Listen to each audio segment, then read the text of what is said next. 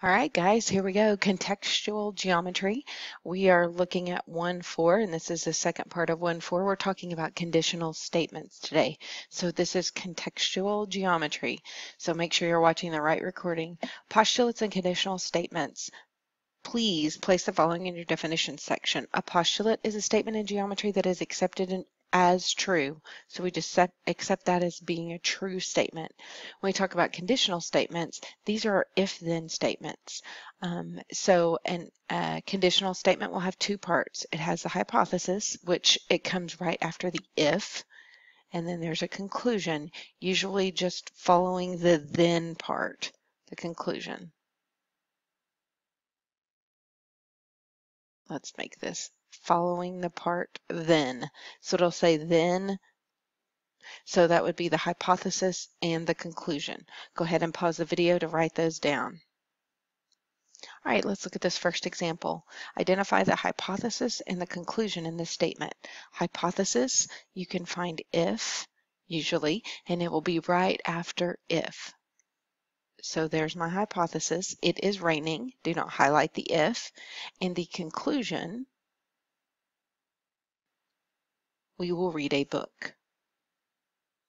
Right, so an if-then statement, if this, then that. If hypothesis, then conclusion. All right, let's talk about a couple of different ways to express a conditional statement. Let's look at this example. If two lines are parallel, then they never intersect. So we could say all lines or all parallel lines, let's be more specific. All parallel lines, what do they do? Or what do they never do? They never intersect. So that's taking a conditional statement, an if-then statement, and just making a statement out of it. Instead of a conditional statement, we're just stating the facts. All parallel lines never intersect. So see if you can think of another way to write that. Let's start out with the lines part, the lines intersect part. So the conditional part. Lines never intersect if they are parallel.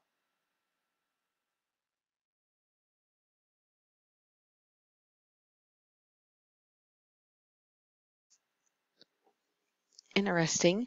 That's the same conditional statement. We just said it in a different way. So that's kind of a cool thing. All right, by the way, you may have looked at this conditional statement and targeted the hypothesis before we started and then the conclusion. That's really good if you pick that out without me asking you to do so. All right, let's look at another example. Add this definition to your definition section. The converse of a conditional statement is formed by exchanging the hypothesis and the conclusion. So we know how to target the hypothesis and we know how to target the conclusion. So if they ask you for the converse, we're going to flip it around. If the conditional statement, the original one, is true and the converse is true, that's called a biconditional statement, which we will soon look at. All right, so let's see if we have an example here. Let's look at example 3. Write the converse of the following statement.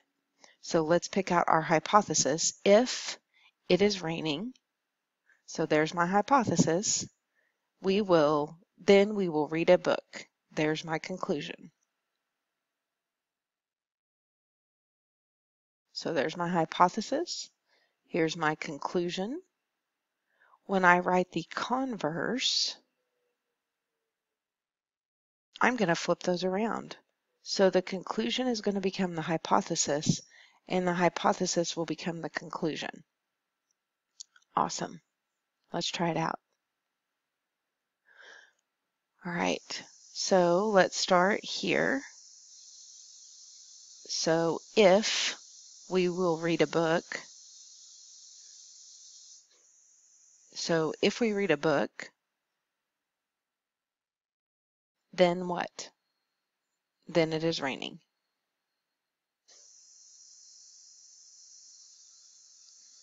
So if we read a book, then it is raining is the converse of that statement. All right, hopefully that makes sense, and you guys see how to exchange those. You should know when you come back to class how to find the hypothesis, how to find the conclusion of a conditional statement, how to take a conditional statement and write the converse. We should know how to do both of those things when you come back to class. All right, guys, see you soon. Hope you enjoyed the video. Bye, guys.